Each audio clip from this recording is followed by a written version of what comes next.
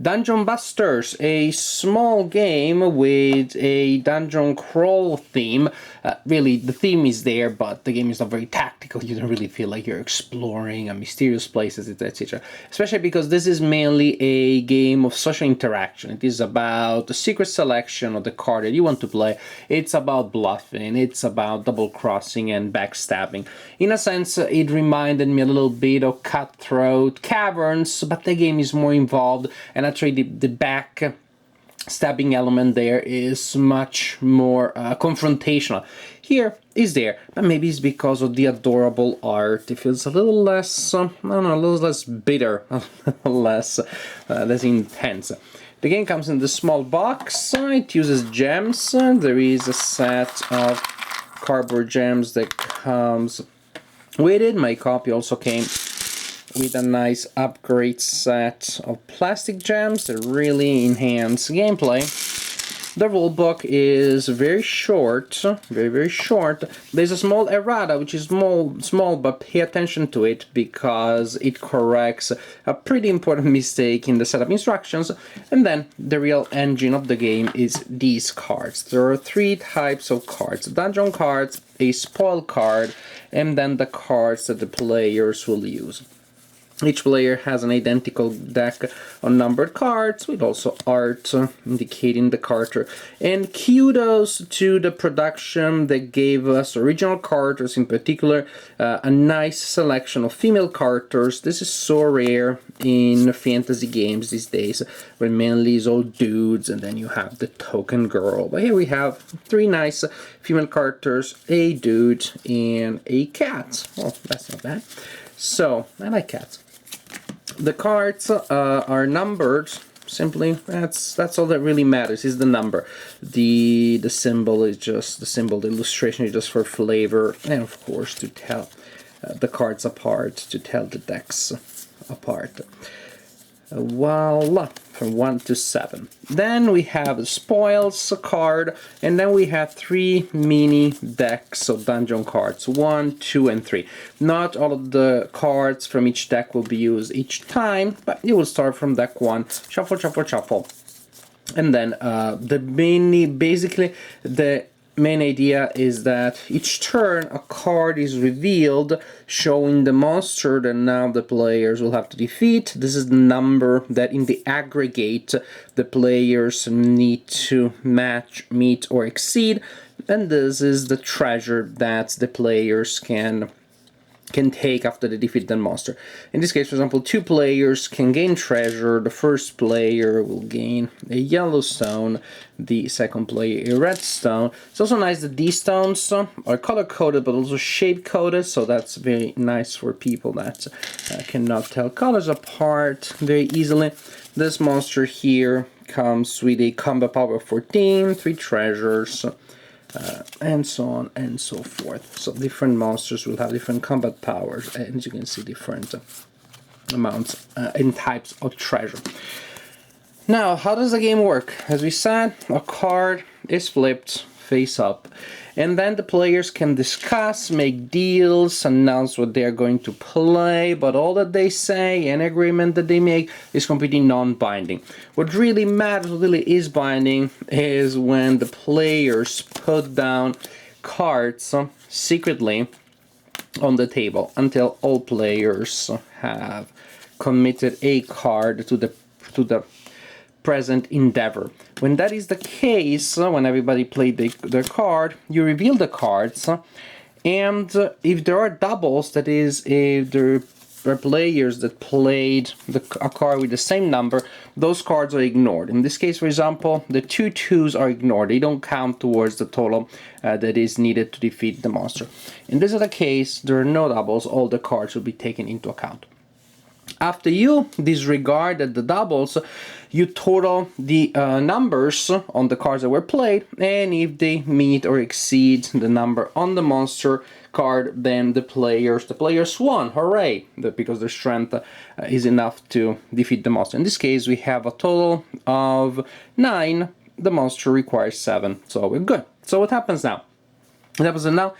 The player with the lowest strength card still in play, that is, wasn't eliminated because of doubles, in this case that player, gets to take the treasure indicated in the chest number 1 of the card. That is, the player gets this card here, this gem here, and the second player still in play, this would be this player, would take this one.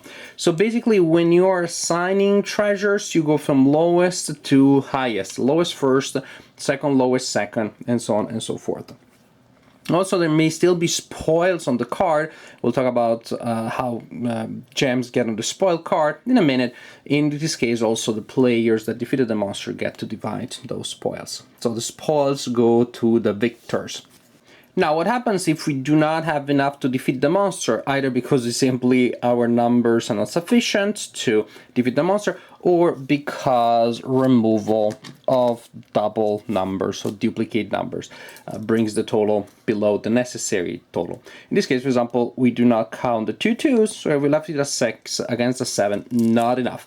So when the players are defeated, nobody gets to collect loot, and actually the player or players that played the lowest number have to pay a penalty.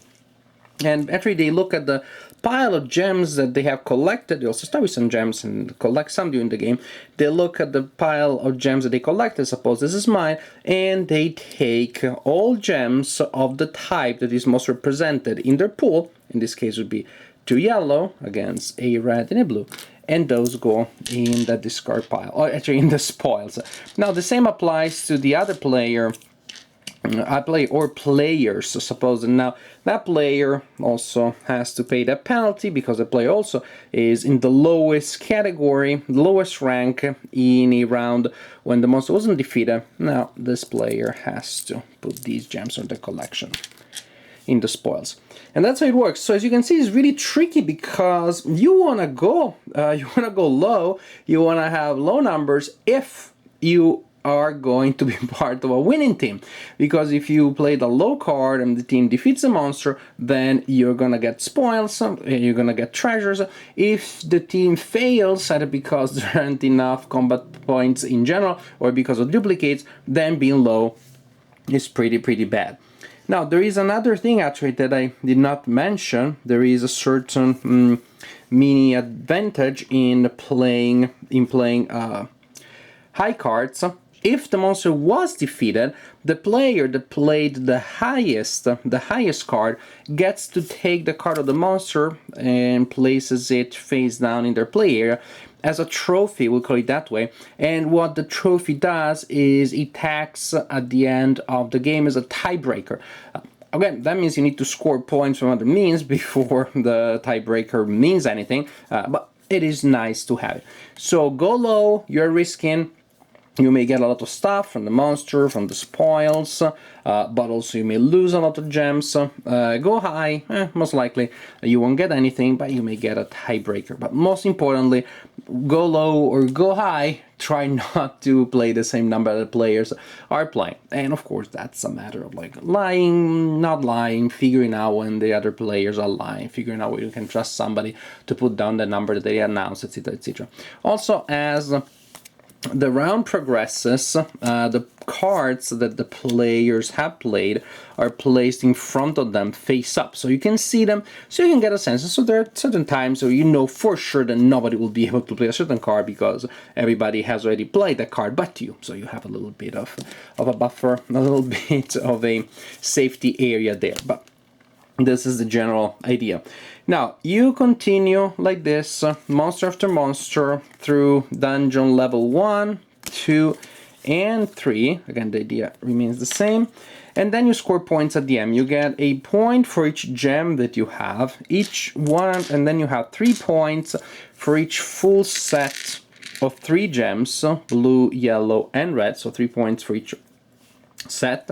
Then also you get 3 points for having the most gems of a single color. So if when all is said and done I have more red than anybody else, I score 3 points for being the red master. And the same applies for yellow and blue.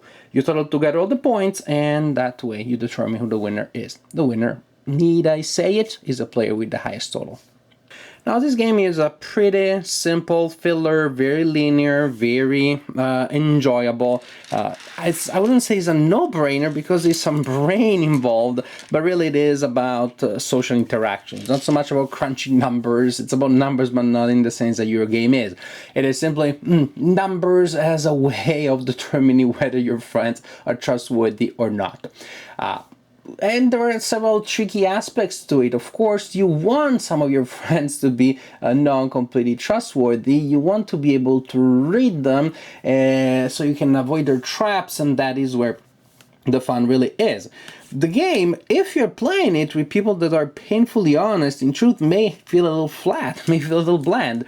And this is a problem that is not in the design really, it's just, sometimes you end up playing a game with people that are not equipped to bring the design to life entirely. For example, I played Coop once, Coop, a game that I like very much, with people that didn't lie and didn't bluff. The game was incredibly tedious, but the game is also a blast if you play with people that that are scheming, that are in the right spirit. The same with Game of Thrones, the board game. If you play with people that do not scheme behind your back and do not double cross you, what's the point? Now here, same idea. It's fun with people that are willing to play cutthroat, with people that are willing to lie, to bluff, and to try to see through your lies, etc., etc., etc.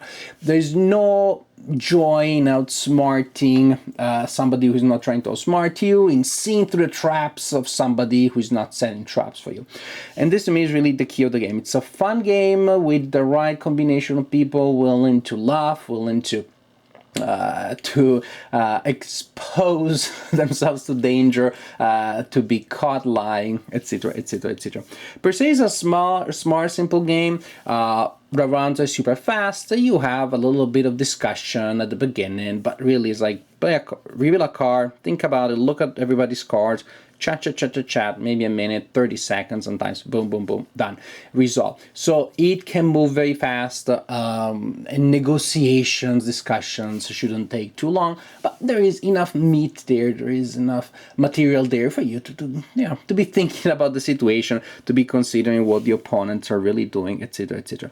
To me, this is again a very social game, a highly social game, not about dungeons, not about monsters, but about the game is a system of components that regulates interactions among players, and those interactions are all about subtleties, are all about reading each other. The pace is, as I said, with the right group, is quite entertaining. The components are really good. I love the art. I love these gems. They're just really fun to manipulate, to move around. One thing maybe that I'm a little bit concerned, not 100% sure, is that the penalty for losing a battle, and that is to give away all of the gems that you have of one kind, the kind that you have the most, can be really punishing, because if you have a lot of these sets, the example that I showed you where, you had to give away 2 points, 3 points, that's bad, the example I showed you earlier. But later in the game, suppose that you have this situation here, then if you are going to be the player that has to put one of the gems in the spoils, not only, whichever color you select, not only do you lose all of these points, but you have destroyed all of these sets. That creates a terrible effect. So from the leading position, a single mistake may bring you down by a lot of points. That seems a little harsh. On the other hand, that creates a little bit of a balancing factor, because players that have created a nice setup will start being very careful, and players that in the second half of the game do not have a good collection of sets will be able to get a little more daring. So I think that's the overall idea, to create a balancing mechanics. The more you have, the more cautious you will be, because you want to preserve your situation. But still, if a mistake does happen, the reversal of fortune can be so strong, can be so fatal in game terms, that, I don't know, some players may find it a little too harsh. This being said, the game is so simple, so fast, that if that happens, if you lost the game just because of that factor, well, play another one. The gameplay is so fast and it's so linear entertaining that I don't see any problem with that. Dungeon Busters, a filler pretty much, but a simple, fun one about, well, lying to your friends and try not to be caught as you're lying to them.